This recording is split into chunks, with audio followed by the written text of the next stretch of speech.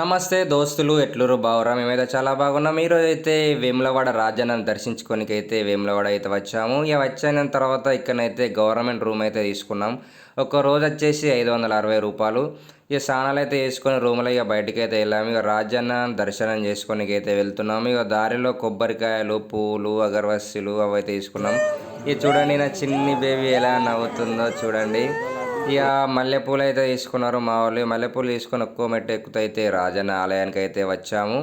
ఇక్కడనైతే స్నానాలు చేద్దామంటేనైతే గుండం అనేది బంద్ చేసిర్రు చూడొచ్చు. ఇక మేము రూమ్లో స్నానాలు చేసినాం కాబట్టి డైరెక్ట్ అయితే గుళ్ళోకి అయితే ఎంట్రీ అవుతున్నాం. ఇక కోడలు కట్టేయాలి కాబట్టి కోడల టికెట్ తీసుకొనికైతే ఇలా వెళ్ళాలి. ఈ గుళ్ళకి కూడా ఇలానే దారి. ఇక కోడల టికెట్ అయితే తీసుకొని కోడలకు అరటిపళ్ళు గడ్డి అయితే తీసుకున్నాం.